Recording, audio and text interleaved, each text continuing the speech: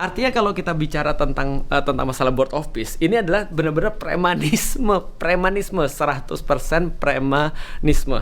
Kenapa? Karena semua harus aku yang nentuin, kalian boleh usul, aku yang nentuin. Gitu kan ya. Nah, artinya adalah apa? Lucu.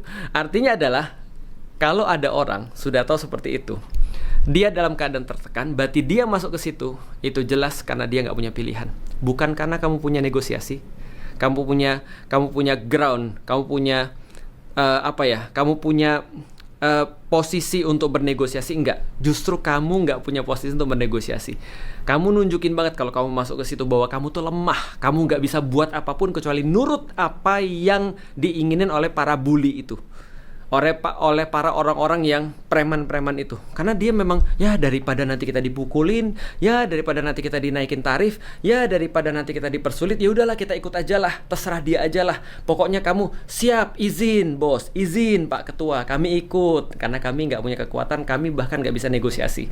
Tapi kalau ada negara-negara yang punya kemampuan, punya potensi, punya kekuatan untuk negosiasi, mereka nggak akan gabung. Karena mereka bilang, ngapain kami gabung ke dalam satu board of peace? Apa gunanya PBB? Ini cuma sekedar pembulian yang terjadi secara internasional. Dia seenak-enaknya sendiri, yang mutusin dia, jadi ketua seumur hidup dia. Dan siapa anggota-anggota board of peace? Teman-teman cari, siapa?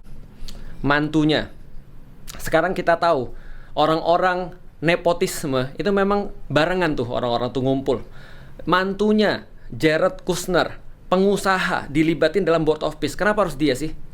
Dia jelas-jelas bilang apa? Dia pengusaha. Dia ngelihat Gaza sebagai cuma properti doang, properti. Lalu terus kemudian siapa yang dilibat lagi? Steve Witkoff. Siapa dia? Bestinya Israel. Jelas-jelas dia dari dulu adalah orang yang sangat dekat banget dengan orang-orang Israel dan Netanyahu. Lobby AIPAC. Siapa lagi terus kemudian? Marco Rubio. Sama bestinya Israel. Nih, dan siapa anggota daripada Board of Peace? Netanyahu. Coba lu bayangin. Coba mikir. Pembunuh itu bahas perdamaian.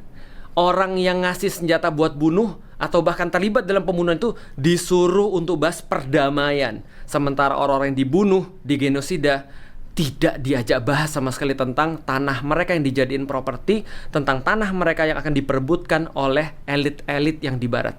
Teman-teman tahu ini namanya apa? Penjajahan.